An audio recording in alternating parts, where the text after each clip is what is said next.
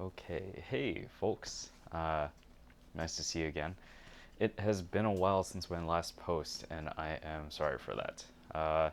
Things kind of quickly lost track of time. I guess these things happen in life, no big deal. So, the last video posted was a walkthrough of PAX West 2019, and that was actually during the beginning of week 5, and just now we finished week 7. So, yeah, I am way behind schedule, but we'll get started as we normally do with my favorite photos from last week, and not last week, but from week 4. So, yeah, I actually liked 3. So the first one I liked was a fallen flower that was on the ground outside Pike Place Market. Um, I'm not gonna lie, I was gonna title this something like pretty nostalgic, pretty emo, like she loves me not. I liked how the flower was broken, but still seemed pretty, and like I said, it really, really got me, really spoke to my soul. Um, yeah. The second photo I liked was actually this abstract counter photo. So this was also at Pike Place Market, and um, it's pretty weird. Like these circular shadows, when you they were formed by this film that was applied to the inside of a window at the market. And when you look at the window, you can't really tell what's causing it. But when you look at the shadow, you see all these like circles, and I guess they're just bubbles in the film. Um, I really liked it. I thought it was really bizarre, and I just kind of looked at it for maybe a little bit longer than normal people would have. But I thought they made a good contrast with the wood grain pattern. So that was kind of why I thought it looked cool. And I turned it black and white because I felt like the color was distracting from the patterns in both the wood grain and also in the bubbles. And my last favorite photo from week 4 was a pretty simple one. It's postcardy, and it was a sunset photo. It was this one I got at the waterfront, and it was aimed towards, I'm not sure what the mountain range is, but it's, I think, facing towards Bainbridge or northwest of Seattle. And I really liked how the colors looked in the sunset, and it just looked really like an idyllic day in the water. And if you look really carefully, you can see that the person is making like a Captain Morgan leg pose, which I thought was kind of appropriate. Um, so yeah. And for week 5, it was a shortened week, and it felt even more compressed. So after the long Labor Day weekend, we were greeted in class with a test. And I had completely forgotten that we were going to get tested on the material from week 4. So the whole weekend my family was here for Labor Day. I had said like, oh, it's not a big deal. Tuesday's gonna be fine. Don't worry about it, and hang out with you guys all weekend. Um, totally glad I did. But then when I came in, it was like, oh, we have a test today. Oh, crap. um, Unofficially, I passed. They're trying to Flatiron is trying to roll out a thing. They're not going to get to it for a while, but they want to do pass fail for data science. They apparently do have that already with software development, but they haven't had been able to implement it with data science because the program is too new. So I was unofficially told that I passed the assessment, which is good, of course. Um, the only parts I struggled with during the assessment were actually the parts that apparently are getting removed from the curriculum, so I guess I don't feel too bad. Um, and then I think the crazier thing was the next day we were given a 24-hour solo project. So yeah, it was a pretty crazy like Tuesday, Wednesday for us. Um, Basically, we got a Kegel challenge, and if you don't know Kegel, they're an online website, obviously, and they have a lot of data science oriented projects, and they run competitions and that kind of stuff. Um, so we got a challenge involving the European soccer records, and we were supposed to query the database for one season in one league in Germany, and we were told to call an API to extract the weather for each of the game days, and then match, and then sorry, it really has been a while. I had to write all these down. Um, yeah, so we were supposed to query the database to isolate one season, use a weather API to figure out whether or not it rained on that day, and then give back visualizations of summary data, including rain wind percentage, which was not in the original database or the Kaggle file. Um, yeah, and then we were told to put all of this stuff in our own database, specifically a MongoDB one. Now, I tried to incorporate some more true software engineering skills. Most of the time, we were actually using Jupyter notebooks for most of our code, and I decided this is the project where I'm going to try to actually make Python script files and then have them run in that, and then only use the Jupyter notebooks to generate the visualizations because I feel like that's where their specialty actually is. Um, yeah, and plus this way, I felt like if I could get it done this way, it'd be one, more like true software engineering, and two, help modularize the code. So I could say like, okay, well, I can do these tasks in this thing, and then use this separate item to do a different task, and then that way I can combine all them together. Or if I get stuck on one, I can just like move to another part of it and get that working. Um, yeah. Uh, so because of all that, I think I spent the first 3 hours, maybe 2 hours, not even writing any code. I just got out a couple sheets of paper and I wrote what are the tasks that need to be done. Um, and then kind of starting backwards, like, okay, well, we need to get the um, visualization. So this needs X, Y, Z, and then moving back from that. And then I said, okay, well, basically, I'm going to have a sheet of paper that details a class or some sort of module that does one task, and then I will output that and to put it into something else. Um, yeah, so it was actually pretty cool. I had like a bunch of like um, scratchings everywhere to help me figure out how to do the project. Um, yeah, and let's see. Yeah, so I ended up making one class to query the SQL database, which is from the original file, um, and then that would make a pandas data frame in Python. Um, I then made a class to call the weather API and return the weather data given a date. I made a separate class to generate the visualizations, and then I attempted to get a MongoDB class working, and then I never got to it in time. So I'm going to refactor the code to actually get that one right. But it was pretty cool because like the weather, I called it weather getter. Really simple. Like here's the API.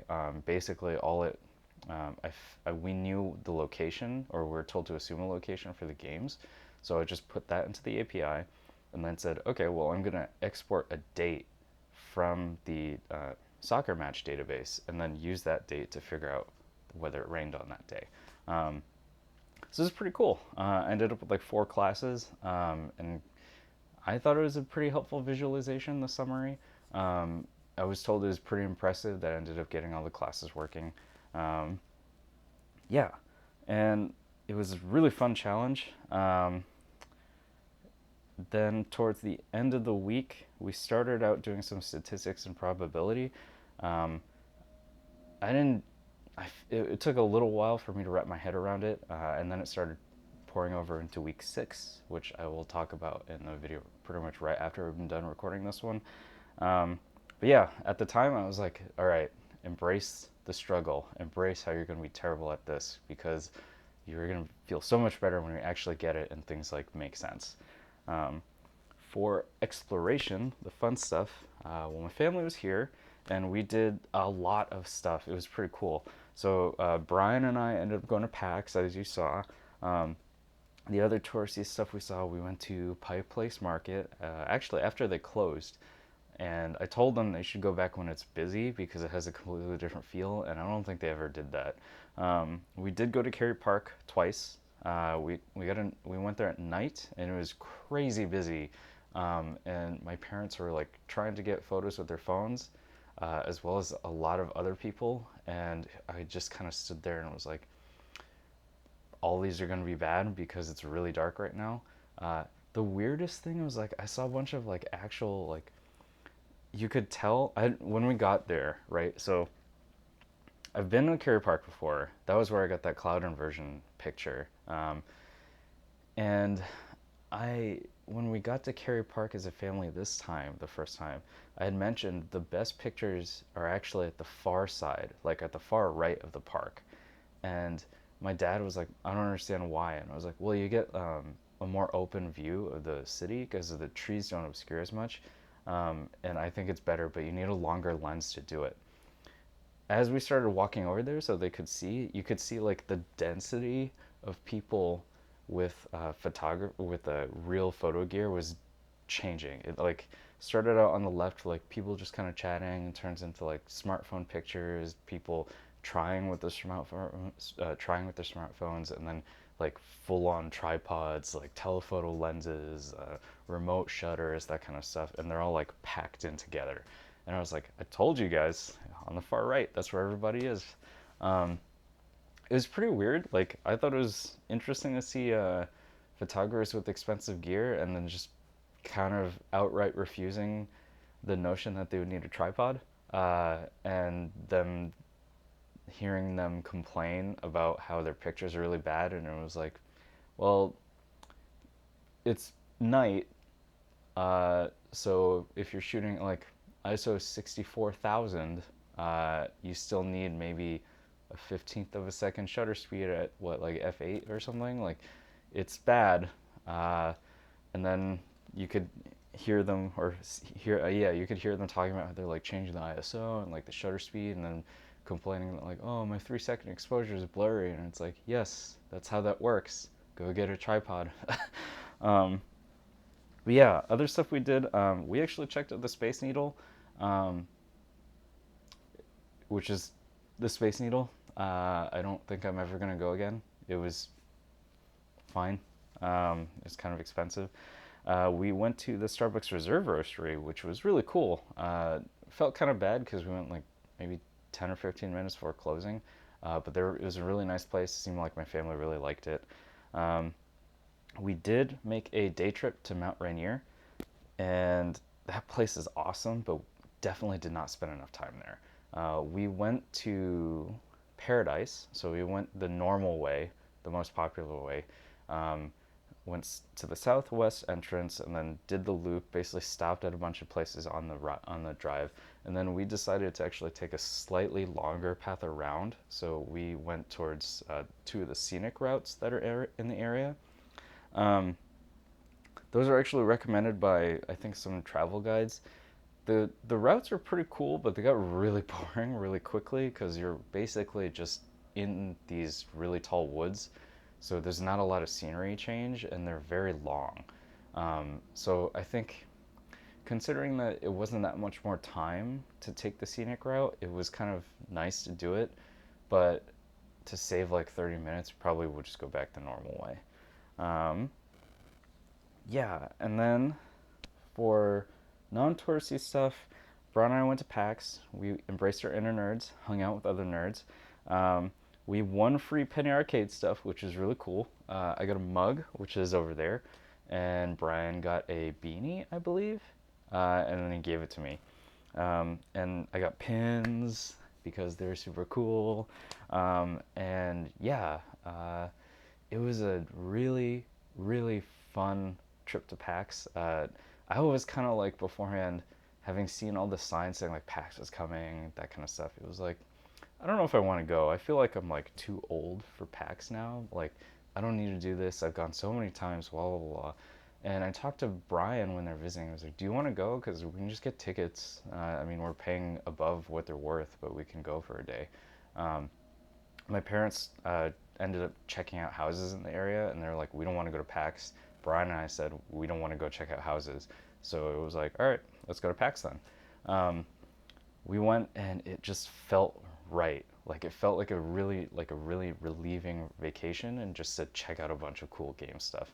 I downloaded a bunch of games. Devil's Calculator is very fun. What else did I get? There's one game, the PAX Top 10, that they've recommended this year. We played like 3 or 4 of them. They're all really fun. So I know one I wanted isn't out yet. So I'm really looking forward to when it actually comes out. Okay. Starting off recording again, my card filled up, and yeah, card filled up. Um, Yeah, so we went to PAX, and then it was interesting to go to PAX West after going to 3 or 4 PAX East because they were different and it was like so different. Um, the people were pretty much the same because it's just PAX goers, but just the layout was definitely not what I expected. PAX East I actually thought was maybe a little bit more logical. So at PAX East, they have all the expo floors in one section, which is essentially the basement, and then they have things that need more space, like a PC free play and tabletop free play. Like that's all in the bottom part. Um, so that way, it's pretty cool to like take the escalators down, and you walk in, and you know you're like at PAX. And all the other theaters and stuff like they're reserved for smaller things, and you just go around the top of the building. Um, with PAX West, it seemed weird. Like we were exploring and we went to the like top floor, and it seemed like that was where the floor was, but it was all indie stuff. Um, and then when I asked an enforcer for directions, and I said like, yeah, it's just like feels different from PAX East. She said, yeah, it's completely every PAX is completely different. It's shocking. And when I said like, she mentioned checking out the indie mega booth, and I was like, I think we were just there. It's on this floor, right? She's like, oh no, that's like indie games, but it's not indie mega booth. Um, we ended up exploring, and like it was so cool, but it was also like way more like sporadic or spread out. And something that was like a little odd was like, oh, you have to actually go outside to go to different things. But we didn't see any of the talks. We just went and walked the floor and like got some merch and that kind of stuff. Um, yeah, and then other stuff from PAX West.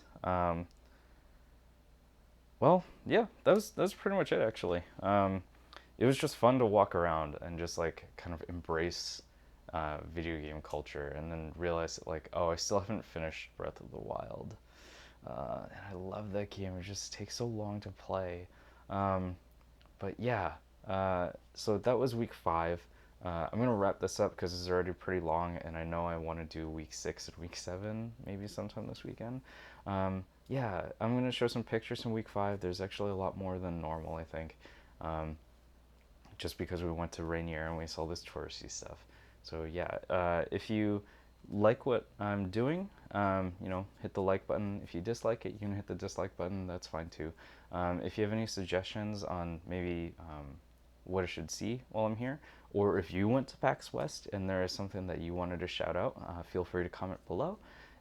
If you think this would be cool for someone else to see, feel free to share it with them. And then if you do want to see more of me, message me on either here or comment here, or check out my Facebook, Instagram, Twitter links. They're all in the description.